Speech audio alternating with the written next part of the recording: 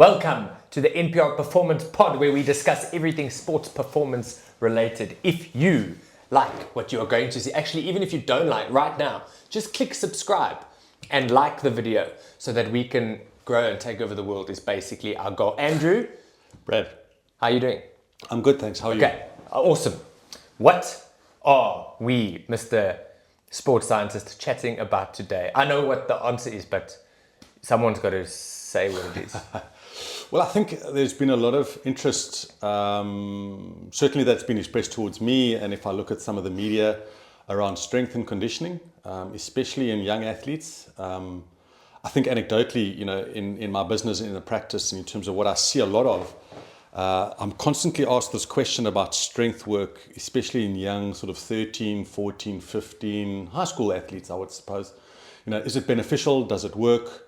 I think there's a huge number of myths that are out there in terms of what's good, what's bad, and what we should or shouldn't be doing. So I think it'd be a nice place to start, because I think it has so many sort of tentacles that lead into different things within sport. So strength training is what we're going to chat about. Strength training for kids.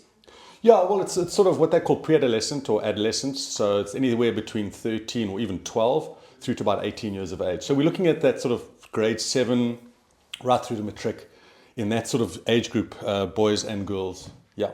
If we look at the kid population as a whole, is it safe to say that we are getting weaker? Is that where we're headed?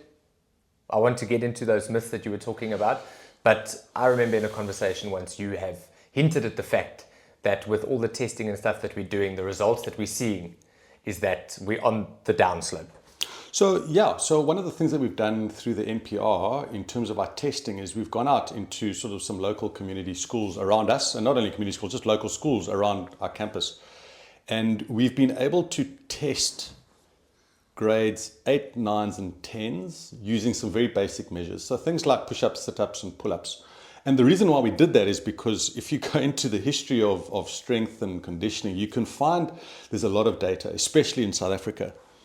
And so what we did is we chose those three measures just because we could relate that back 10 years, maybe 15 years, maybe 20 years. And understanding that when we did this, which we started at about 10 years ago, one of the things that we did find is that each group, each year, the grade 8s coming into high school were between 2 to 4% weaker across the board. So in some instances, it was more, say, chest or strength or upper body based in terms of their chest.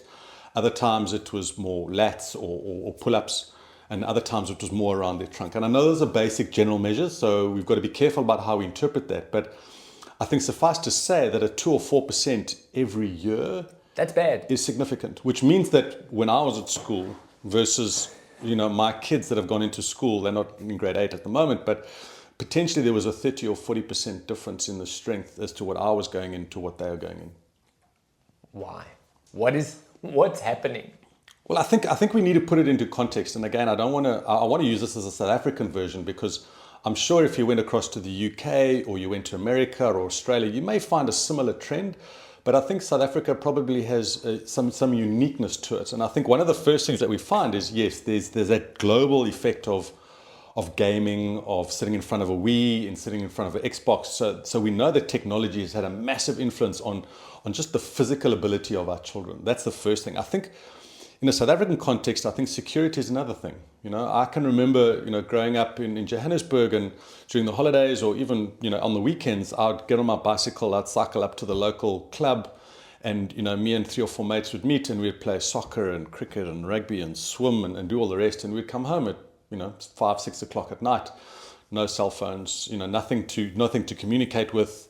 But yeah, my mom and dad weren't that concerned of where we were. So I think safety has played a massive impact. And then I think thirdly, the whole idea of structure. I think so many people now are looking for structure to inform our physical conditioning and our physical ability. So, playing in the street, there used to be that odd catch-up game of cricket or Always. Soccer in the street.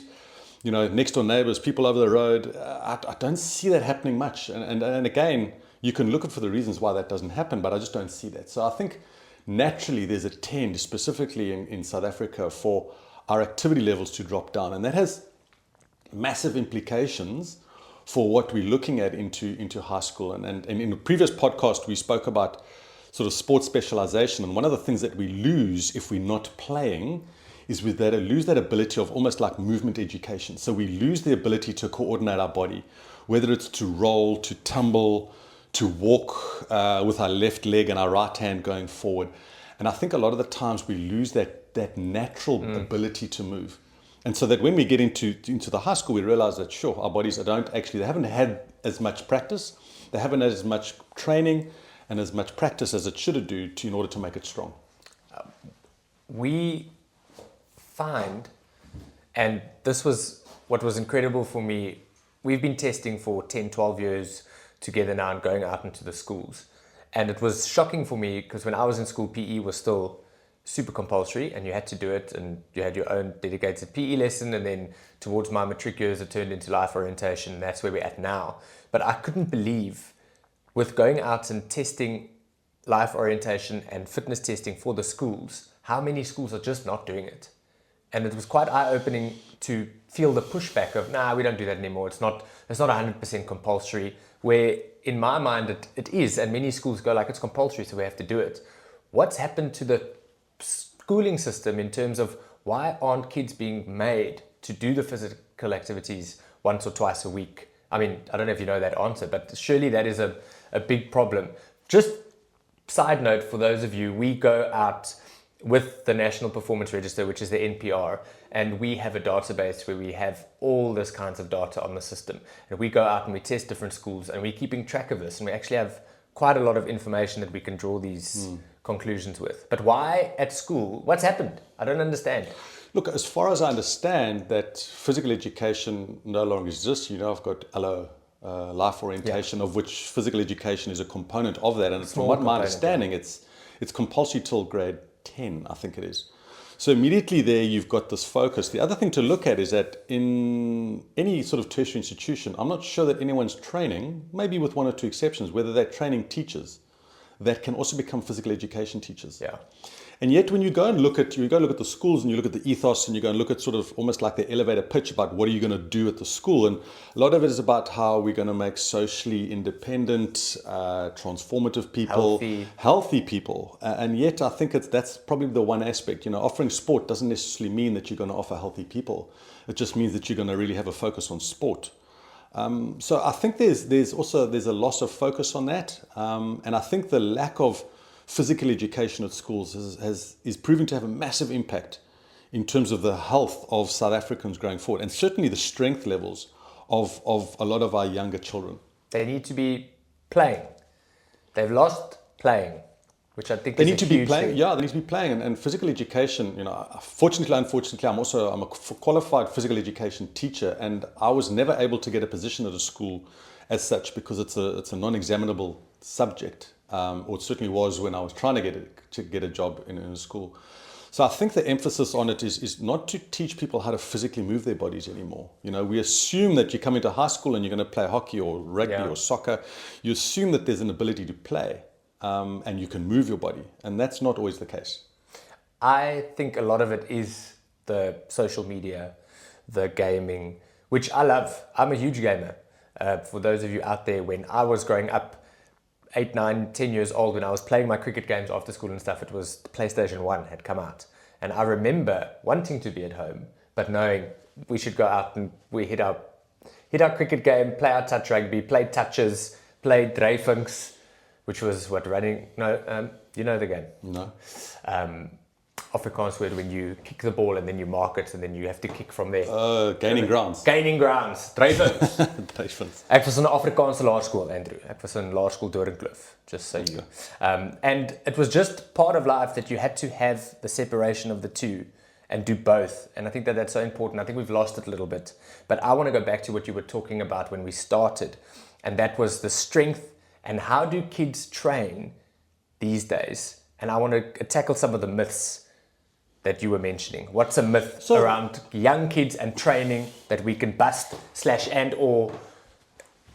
agree on? Right. I think one of the things that is commonly asked of me, and it's from parents, and it's often used as the one reason why they don't want their children to do any sort of strength work, is that it's going to stunt their growth. So I think if the first myth, if there is one to dispel, is that the right type of training, especially strength work, will not stunt anybody's growth. It won't make you injured. It won't necessarily make you bulkier and sort of muscle bound either. So that's a myth. I think there's a lot that goes behind that. And I think you've mentioned things like social media. And certainly my experience at the moment is that when you're trying to educate people about strength training and the benefits of strength training, and you say to them, well, yeah, and often people come back to you and say, yeah, I do train and I go to the gym. I said, so where do you get your programs from? And there are two options. One is, a friend of mine gave it to me. The other one is, I got it off the internet. I got it off Joe Blogs, or I got it off the Instagram. I'm following this guy. Look at him. He's 33. He looks buff. And I think therein lies the problem, especially in this developing, maturing age group, because they are unique. Somebody that's developing and growing is unique. They're not a miniature adult. And within that sort of 7 or 8 year period of growth and development, you can be an early maturer or a late maturer. And based on that will determine your requirements from a training perspective. So what ends up happening is that when training becomes a problem, when strength work becomes a problem, is generally when the program is not designed specifically for that individual. That's the first thing. The second component of that, it's not managed.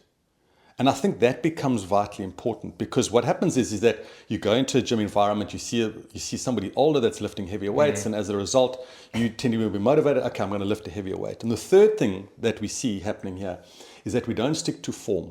And when I say form, it's the technique. So what do I look like when I'm lifting the weight? What am I trying to do? And we all know that we like to cheat. We do like to lift heavier weights. So if we look at those three aspects, you start to realize that, sure, if any one of those three are in play, there is a chance that you're going to hurt yourself. And I'm not saying you're going to be deformed or you're not going to be able to grow, but the risk of injury and the risk of you benefiting from that program is greatly reduced. I see a lot of kids at the gym, it's like it's becoming a pastime, which on one hand, I go, that's a good thing, because you're not just sitting behind a phone, you are getting into the gym and exercising. But I'll never see a younger child, 13, 14, 15, 16, with a personal trainer. Find that they train in packs, and it becomes like a challenging game to see who can outlift the next person. And it worries me a little bit when I see bad technique at the gym and there's no one correcting them and going, hey, don't do that, careful, that's going to hurt your hammies, that's going to hurt your Achilles tendon. And that's scary for me, because I agree with you. If you go look through TikTok, it's people going, ooh, I tried Dwayne Johnson's training plan for this long. Look at the Arnold Schwarzenegger workout. And you've got 14-year-olds trying to do this. That's concerning. Yeah. So, I mean, in 2022, the American College of Sports Medicine, which is sort of our doyen in terms of sports medicine and what we're trying to ascribe to, they released something called a position statement. So a position statement from a research perspective is when that researcher looks at all the literature that's available to them, and they quote all the literature, and they sort of almost come up with, okay, so what does the literature say about this? And they'd released a position statement on strength and conditioning in adolescence. And basically they said that if it's well managed and it's constructed for the individual and you're working on form as opposed to anything else, it's hugely beneficial. So when we go and look at the science, we see that the science supports the use of strength work. So I'm not saying that it's a bad thing. On the contrary, I'm saying it's a very good thing. The problem is it's the implementation, it's the practicalities of, well, okay, now we're implementing it, how are we doing it? And as you said, they work in groups. So when you go and download somebody's program, is it for a 16-year-old hockey player, or is it for a 15-year-old netball player? It's not. It's not designed for them in particular. And I want to just highlight in this as well, and we see this a lot in an older group, specifically around, I'm doing a lot of work now in menopause for women, and you're seeing that a lot of the stuff that's coming up on Instagram and on Facebook and on all these social media channels are using things, theories, processes that are male-driven. They're not female-driven. So when we're looking at this from a strength training perspective, we've then got to look at, is it good for a 13-year-old? But is your 13-year-old a boy or a girl? Have they matured or have they not matured? Because those are all factors which need to be considered. Because it does become vitally important, especially for a girl between the ages of 13 and 15, where their bone density is going to be set for the rest of their lives. So if they're following calorie restricting diets, or if they're not doing weight bearing exercises, or if they're not active at all, that has a massive implication on what they're going to be like as older adults. Because that time period between 13 and 15, which is when most girls start their peak growth in terms of maturity, because they start slightly younger than boys. So they start there. That becomes the most important thing. And what you see then is they don't get that right. If their nutrition's not right and their strength is not right and they're not following the right types of programs, that has a massive effect in their 20s, into their 30s, and ultimately, into their 50s and 60s. ETA is an agile, forward-thinking, private higher education provider that prepares students for the ever-evolving world of work. Globally recognized in its specialist fields, ETA delivers academic excellence, innovation, and community impact to help students thrive in a complex professional landscape. With study options in sport, fitness, coaching, and management, ETA covers all corners of the sporting industry, preparing graduates for real-world success. ETA's purpose is to deliver future-fit education that empowers students with knowledge, skills, and a clear philosophy to guide their learning, careers, and lives. How do we control that? What do we do? Because they're fads. Like you said earlier, which I thought was so interesting, was the cold plunging. And you were saying like that, the science shows that for men, it was tested on men. And cold plunging may not be great for ladies. Yeah, so again, I think it's trying to use a scientific approach. It's also trying to realize, well, what is science? What is based on fact, and what is based on because I see it on social media? And I think that certainly is driving a lot of what we're talking about today in terms of the strength and the lack of strength and trying to improve strength. I think social media is becoming more influential as opposed to trying to stick to things that are a little bit more developmental. And have maybe long-term benefits, because we're seeing things on an Instagram reel or on YouTube or on TikTok, and we say, right, that's what I got to do. That's what I got to follow. And it's not designed for you as an individual. It's a generic thing, and you see one person that's used it specifically for themselves. And I'm not always convinced that what they're proposing or what they're trying to sell is actually what made them good or better. I don't know if you remember in the olden days, you used to have these ad flex machines, and you used to have these great looking guys and girls that come and look at their six packs. And I can guarantee you they didn't get that six pack based on the machine that they were selling. And I sometimes get a sense that that's pretty much where we're still at in terms of strength training. You're saying the influencers out there who look incredible aren't doing it just by what they're selling? Well, I think they are doing it just by what they're selling. I don't know how much of the science they're using behind that. That's an opinion. That's just based on what I see, and certainly what I get from coming in that I see as a practitioner that deals with people like this. I see a lot of that coming out. The biggest thing for me is in the gym when you're seeing the kids, I feel like it's trying to lift heavy, and I always giggle because you'll see a kid busy curling 18s, and you'll see someone who looks really fit and healthy next to him curling 10s. And I just hope that the information gets out to the parents and the kids that they need to try and find the right ways to train. Where do kids, if anyone's watching this, where would a kid go to get the right information? Are there specific people to follow? Are there what do they do? Where's this information, the right information? Well, what I always ask... It's subscribing and listening to you. Partly. I think that's the start of the journey. I think the other part is to, wherever you are, try to go to somebody that's qualified. Yes. Go to somebody that's got a certificate or a diploma or a degree, because there's a certain amount of assurity that you can be given. And we use this so much in other parts of our lives. You're not going to get somebody that's not registered as a plumber to come in and start dealing with your plumbing issues at home. And yet we are allowing people that are unqualified to deal with our kids. And when I say unqualified, I'm not saying that they don't have a certificate, but they might not have the knowledge in terms of developing young athletes. They might be a personal trainer, but within personal training, there's a certain segment of the population that they are designed to train. And a young athlete, somebody that falls outside of or younger than 18, is not that. You have to have certain qualifications around that. And I think that's probably the first place to start, is to seek out somebody that's got a qualification, that's got some process behind them that can give them knowledge and information about the subject matter that they're going to be doing. Kids are getting weaker. right? We can make, you said 2 to 4% a year. The studies are showing that kids are dropping off. But we also find that sports is always growing. We always have someone faster. We always have someone stronger. So how do those equate to each other? Does that question make sense? If the kids are getting weaker and over time, as a human race, we are getting less strong and less fast, but the top is still excelling and pushing boundaries and breaking through. How do we unpack that? That's a tough question to even try and consider an answer. I think what's happened is that there's a proliferation of people now going to gym. So I think as kids are getting weaker, a lot more coaches are saying, you got to go to gym. I know in the community that I'm working in, a lot of the swimming coaches are now sending kids to go to gym to try and train their core because they can't even do stroke technique or correction because they don't have the adequate amount of strength. So I think there's a proliferation of that's happening.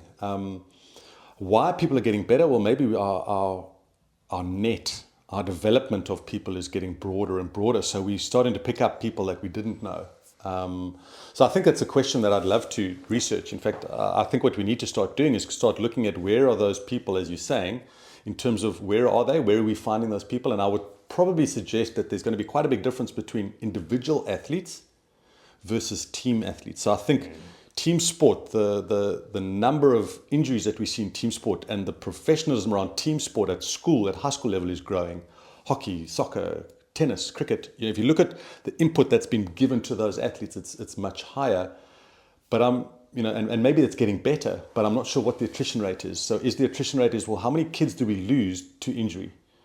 In a year, over a 5-year period, I'm not sure what those stats would look like. And if anybody does have them, I would love to be able to share those with us. But that'd be something that I think that we need to start looking at before we could answer your question definitively. Okay, I'm giving you the key, right? Andrew Gray, you're in charge of everything health and sport related in the world. How do we get the youth of today healthier and fitter and stronger? You have all the resources that you can. What would you do? Jeepers, I know you weren't ready for that question, but yeah. Is it bringing back physical education and it's compulsory and it's 3 times a week? Is it having gym programs in school? Like, what do we do where would you start? I think it's multifactorial. I would definitely say that I would love to see physical education be given the importance that I think it deserves. If you look at the South African health status, as we get older, we've got a sort of a 20 to 30-year-old age group whose BMI is higher now than it ever has been, that are less active as it has been. So it's not even about a sports scenario. It actually becomes more about a health. And a medical concern. And again, in our collaboration with ETA, we've been able to identify across their regions what those BMIs look like. So every single student, as they come into ETA, gets tested and evaluated. And what we've seen, the trend here, is that BMIs are going up, body fats are going up over a very slow scale. But so we're not only talking about a sports perspective, we're also talking about a health pandemic which is coming. So it has to, in order to answer your question, it has to be a multifactorial approach. I would love to see physical education given the credence it should be at schools, because it is becoming important. And I think there would be a number of other factors. I think education is one of them. Appropriate education is another one, Us looking at having a discipline or a profession that's a little bit more regulated for ourselves, that would also give the majority of the public the opportunity to consult with people that have knowledge, that are knowledgeable in this, that can help and protect and help grow. Because all of this ultimately comes down to the fact that you want people to be able to exercise.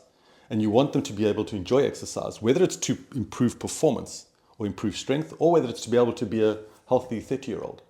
I would like, if I was given the keys, which I'm not, I think that what we've been doing with the testing is so important, and it just hasn't quite been bought into yet on the grander scale. So I think that what should be happening is the government should be giving us tons of money so we can go out and test the people that need to be tested, so we can at least understand where we are at. Yeah. So the police force, I think that fitness testing should be compulsory 2 times a year. The firemen, twice a year. Grade 8, twice a year. Everybody should just be tested twice a year so we can get track of the data, what is happening, and just understand what is going on. So we have. I mean, the interesting thing is we, at the NPR, we have done a lot of sort of sport-specific testing, but we also do allo testing. Yeah. And again, it's testing to tick the box of, okay, we need to do allo testing and he needs a mark or needs a grade, so then that becomes the grade. But the back end of that, there's some valuable information that we're getting. And again, those tests, in terms of the schools that we're involved with, where we do those testings, I would say our ability to interpret and to influence that we need to generate more there, because there's some significant changes that we're seeing in terms of the strength aspects of kids, which I would consider to be concerning. And so we have the data, we just haven't published the data, but we have the data on hand, we're collecting the data and we're seeing these trends. So that's why we're starting to talk about this more and more, because although it might not be published data, but we have it to be able to comment on it, to say, guys, this is what we see. And now what we're trying to do is we're trying to link that into a higher education opportunity, and you can see that the trend is there.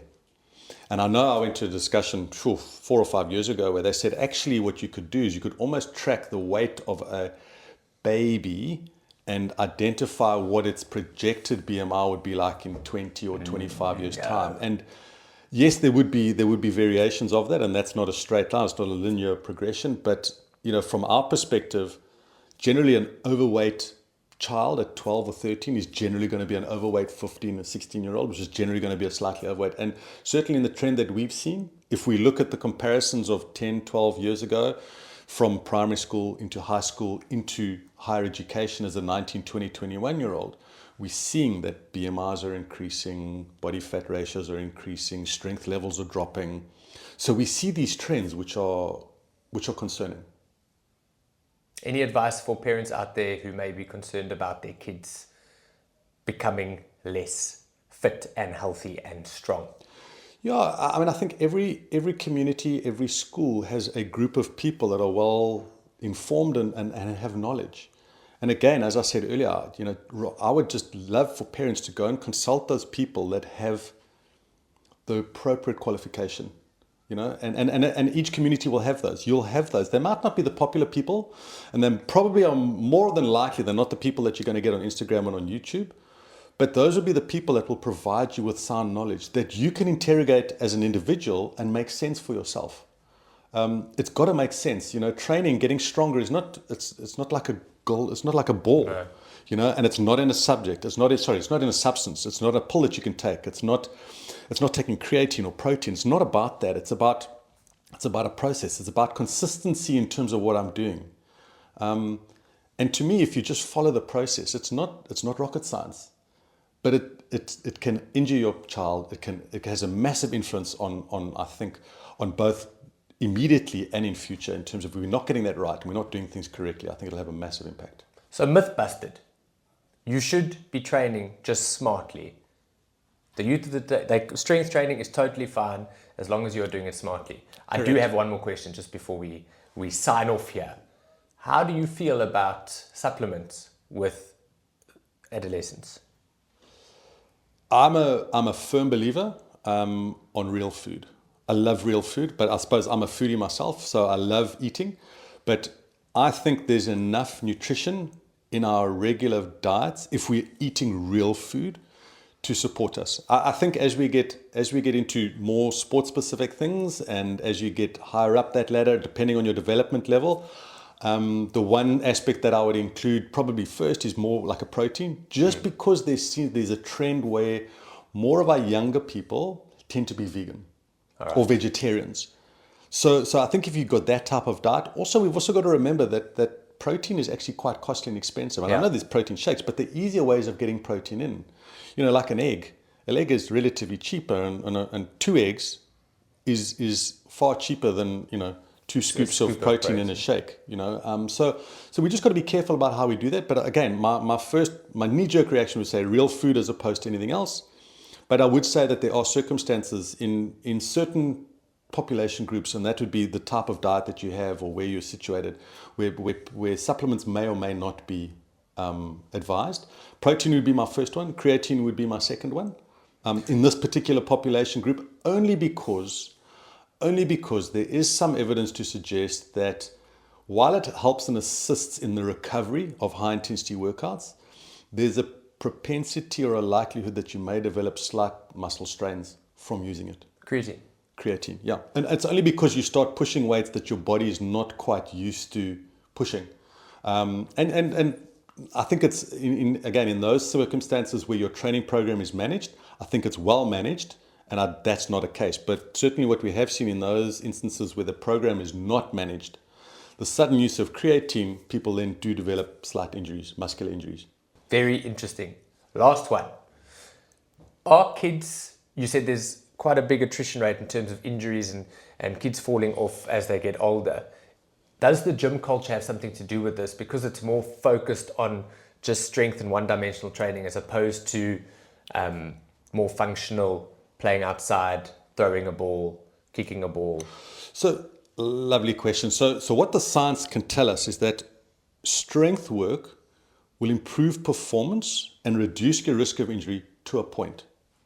And what the science has interestingly showed us over the last 10 years, it's changed from sort of 80% of your risk of injury and performance improvements comes from strength training. 20% comes from doing things like power exercises or speed exercises. But the better techniques that we have now to measure that, we've realized now that strength training, out of that 80%, that's now dropped down probably to 40 or 30%.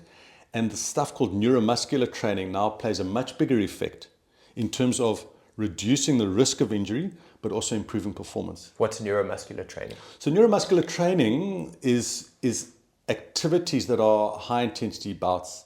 So it's things like acceleration drills or acceleration weights, lifting, plyometric type of exercises, changing directions, speed work, those sort of drills. And so what we've got now is that we've got this total change in our focus from a rehab's perspective. So very often I would love for the conditioners out there to be looking at what's going on from a medical rehabilitation point of view, because that whole process has switched around. Whereas now for me to rehab somebody with an ACL injury, I've got to spend a lot more time doing functional type of exercises on a field at speeds that are closer to what they're going to require when they go back to their sport, as opposed to just making them strong. Does that make sense? Yeah. The other thing that we've got to be careful of is when we look at gym, a lot of the gym work is just unidirectional. It's a press, straight out, straight back. Apart from sprinting, sport requires you to be able to control rotational movements. So you can't just focus on your leg muscles in a squat. Number one, in a squat, both feet are on the ground. Yes. Number two, in a squat, your heels are flat. Now, that is a non-functional position. Your improvement, your risk of injury protection, and your risk of performance improvement is going to be very limited if the only thing you do is a squat with both feet on the ground with your heels on the ground. It's not a functional position. 90% of our time, or when you run, you've got one foot on the ground. When you propel and you push off, your heel's off the ground. Now, unless you're practicing that in a gym environment, you're never going to get that. So we need to be very specific in that. Secondly, if you're playing any team sport, hockey, rugby, soccer, cricket, whatever, you very seldom do you run in a straight line. You're running around, you're changing direction. And that's a different system, because now you need your quadricep to work with your glute, to work with the opposite oblique muscle, to try and control that movement. And if you haven't trained it, you can't then suddenly expect it to be better. So when it comes to the gym training, it actually needs to be a lot more specific to what it is that we're doing. And again, the common mistake that I always give is, I see it, and I've mentioned the squat because it's the most common one, because I get people to say, right, they come in and they say, right, I can do a back squat and I can do 150. Fantastic. Just do that with your heels up. Do it on one leg. Oh, why? Well, because that's what your sport requires you to do. When I'm pushing off, or I'm going down a step, or I'm sprinting, I'm putting 1.8 times my body weight through that leg. So if you're a cricketer and you're bowling and you're landing on your front foot, there's 7 times your body weight that's going through that leg. And a squat's going to do nothing to help And that. a bilateral squat with your heels down is not going to help you. So why are we training like that? Because that doesn't do you any good. So there are many ways of answering that. Unfortunately, I think it just unpacks more and more issues that we see in that strength training and what should happen. And that's why I keep saying to people, go and find somebody in your community that can help you unpack that, because it may sound difficult, but it's quite straightforward. With some basic principles, all of this can happen. And we can move away from this 20-80 scenario where we only get 20% of the benefit, but 80% of the time is just wasting our time. we can switch that around and we get 80% of the benefit and only 20% is wasting our time. And that to me is crucial. Incredibly interesting. I do have one more. We're just going to keep going. Sorry, wake up. Back to the gym. I feel like there is a myth, and you've busted this, we spoke about this, that kids are prone to using machines because they are safer. But what you told me was very different, and this is interesting. Yeah, so look, when I was studying, I think the first thing that we were always told as people that were going into the profession, as educators and professionals, was the machines were always the safest because it allowed you to push and pull. So safely, yeah, and you could adjust the weights, and there was a starting point and an end point. So from that perspective, yes. But you also realize that the majority of the machines that we use in South Africa are based out of America. So they're designed in America. The original designs are in America, and those machines were based on the average 70 kilogram American male. Now, I'm not sure what that looks like, and I'm not sure that it's relevant for South Africans. So when we look at that, and yes, I understand that you can adjust the machine in certain ways, and certainly when you're looking at adolescents, and you're looking at young kids, what does this average 70 kilogram American male look at? So if I say to you, right, I got a 12-year-old or 13-year-old that I want to put in a machine because that's what I've been told is safe, and I'm putting them in a leg extension. So the leg extension is that machine, yes. That machine you kick in. Now, as a 12, 13-year-old, if you've gone through your first growth spurt, you grow from your legs first, which is why we get all those injuries, your knees and your ankles hurt. So my legs are proportionately a lot longer than the rest of my body. So now all of a sudden I've got to try and get the machine to be, the point of rotation is directly in line with my knee, but now I've got a thigh that's slightly longer. So I've got to put the seat back a little bit or too far forward, and then I've got a shin that hasn't quite grown. So they've got the rotations that you set there, they've got the rotations you set there, and the seat. And I would love it if that's what they were doing when I see these kids going into gyms, but unfortunately you don't. The first thing that they do is they look at the weight stack, and they go lower. They drop it down, and they might say, oh, I'm a little bit short, and so they push the seat back. That might be all. But they're not looking at, does my knee line up with the axis point of rotation? What is that length looking like down there? And those play a massive impact, not only in an injury risk, but also just in the benefit of what the exercises aim to do. So that's where I think we've got to be quite careful. And certainly nowadays, with everything that's going on, I'm a big proponent of a lot more functional work, so bands, body weight, those type of things. Also, we've also got to remember that not everybody can afford to go into gym.